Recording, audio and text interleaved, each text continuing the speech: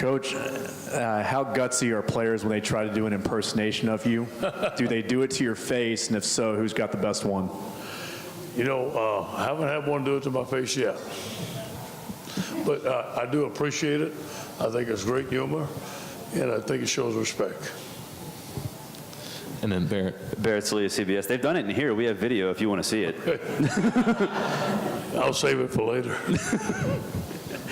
A couple questions. One on Danny Etling. How's he feeling right now? How's he progressed? And how is he looking in this new offense? What do you need to see from him in fall camp? And then also, two-part, just to get it out of the way. Greg Sankey talked about 14-week schedule, perhaps starting before Labor Day. What do you think about doing that? Okay, good. First question, Danny's fine. He had minor surgery. He seems like he's 100%, but I haven't seen him throw the ball yet. I won't see that till August. I hear he's doing okay, though. He needs to keep on doing the things he's doing. The reason we had a quarterback competition is because we had pro-style quarterbacks and dual-threat quarterbacks. I wanted Matt to see both and decide which one he likes best. Right now, if we play today, Danny would be our starter, but, you know, we haven't seen Miles Burnett in action yet. And the other guys are just learning the offense. So we like Danny. We love his attitude, and we think he's a great competitor. And by the way, he thrives in the competition. The 14-week season, whether they do it or not, I'm not that familiar with it. I like what we're doing right now. But if they voted in, obviously we have to do it. Right side, third row. Jim Johnson, Southern Pigskin. Just looking at the sheer production that James Conner had under Matt Canada, what are your expectations for Darius? Yeah, well, obviously Darius is a very good back. I feel that Darius is one of the top players in America, if not the top player. I think by the end of the year, Darius Geis will be one of the best players in America under Matt Canada's offense, and another year, him being the featured back. Again, last year, Leonard was the featured back, Darius was second team, and he led the SEC in rushing. Left side in the very back.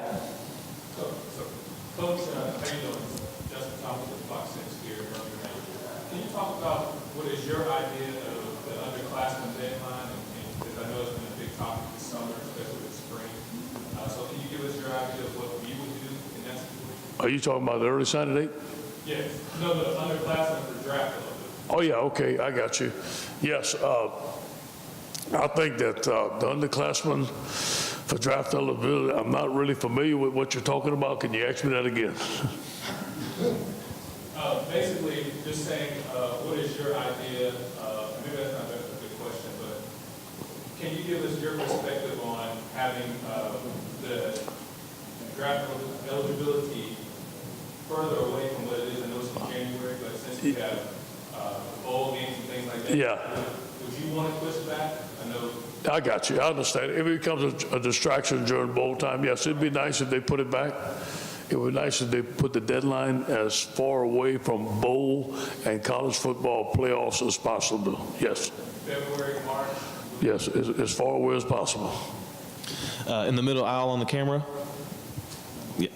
Hi, Molly Walsh with Tuscaloosa News. We have a research project on should your kids play high school football. What are your thoughts on the matter and why or why not? What was the question? Should your kids play high school football? Maybe not your kids specifically, but kids in general. Should kids play football? Should kids play high school football? Yes. What? It's a great sport. I love high school football. Where would I be without football? I love going and watching my kids play. You know, one of the greatest things I ever did was take a year off and attend my kids' high school football games at Mandeville High. It was one of the best things I ever did being a parent. High school football leads into college and leads into education. Football and sports, it gives us opportunities as young men that we'll never ever have. Yes, I'm for high school football. Good question. All right, Rachel, and then. Yeah, Coach, not everybody in the world gets a chance to do something they love, being the head man in the same conference 2 times over. I'm curious how Edo, Coach O, the second time around is better. Well, you know, here's I came to Ole Miss in 2005 as a successful defensive line coach and had tactics that I used as a defensive line coach, coaching Warren Sapp, Cortez Kennedy, and Russell Maryland. They worked. Well, they didn't work coaching the team that way, and I learned that. And, you know, I had a great opportunity at Ole Miss, and I'm very grateful for the Ole Miss people hiring me and taking a chance, but I didn't get the job done. So when I left, I talked to my mentors, I talked to a lot of people, and it's easy to do this when you don't have success, but I have to look at myself in the mirror and what I need to change. And there's a lot of things I did change as a coach.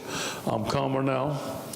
I don't do the things that I used to do. I don't take my shirt off and do all that stuff. But I think one of the two major things that I changed was I decided that I was going to treat every team member the same way that I treat my sons. I'm going to care about them, show them that I love them, have their best interest in mind at all times. And then the next thing is I was going to treat every assistant coach with utmost respect. And I was going to let him coach his players on the field. Now, if we have a problem, like we've had in the past, something's not working, I'll bring the assistant coach in and say, listen, coach, we have a problem with such and such. How are we going to fix it? And that's the way I do things. I don't yell and scream on the field like I used to. I don't coach like a defensive line coach. I'm more of a head football coach. That's a great question. Thank you for asking me. Back row on the left. Hey, Coach, you're a past assistant at Tennessee, and you're traveling to Neyland Stadium in November. What are your thoughts on that game? Well, it's a long way from now, but obviously it's always going to be about our players. It's always going to be about the LSU Tigers. I will say this to you. I really enjoyed my year in Knoxville. I think Tennessee is a great place. It's a great area to recruit. The people were great to me. Neyland Stadium is one of the best place to play in the world. It's going to be a tremendous road opportunity for our football team. Back row on the left. Ed, Ben Baby from the Dallas Morning News. Two questions here. One, why were y'all so successful in running the ball against A&M that last game of the year? And then the second is, why have y'all been so successful in general against A&M since they've been in the SEC? Say that again now. Okay, first question is, why were y'all able to run the ball well in that game against A&M last year? Second one, in general, why are y'all so good against A&M year in, year out? You know what? We pride ourselves at LSU on being a physical football team. I'm a physical coach. As far as the physicality of the game, I enjoyed it when I played. I enjoy coaching it. I think that everybody that comes to LSU has a physical mindset about them. We've had tremendous offensive lines. We've always had great running backs. That's always our mindset, that we love running the football, but we also love stopping the run.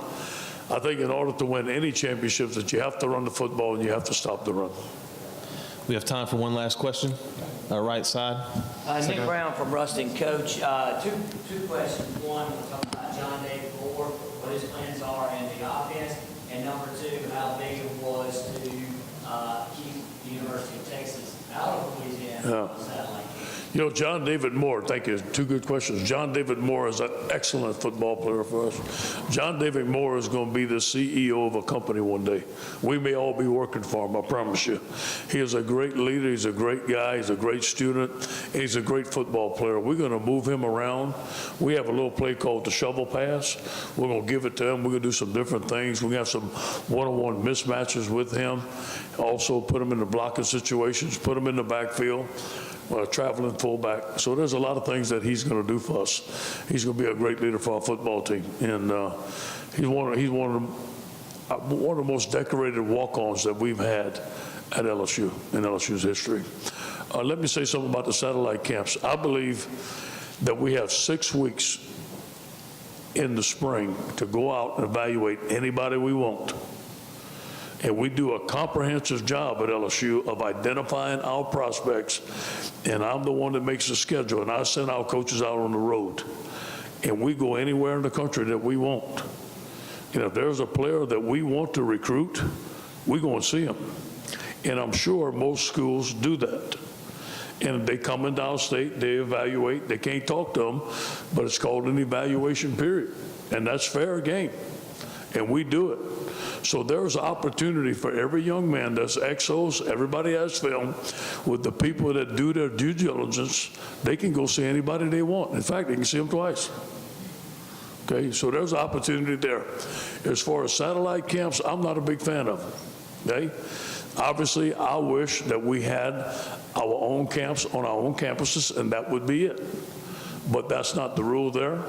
But I will say this, as the head coach at LSU, I will always do my best to protect the state of Louisiana. We will always try to recruit the best players in Louisiana and go out of state. We're going to go out of state. People are going to come in out of state and recruit potential #1 draft choices.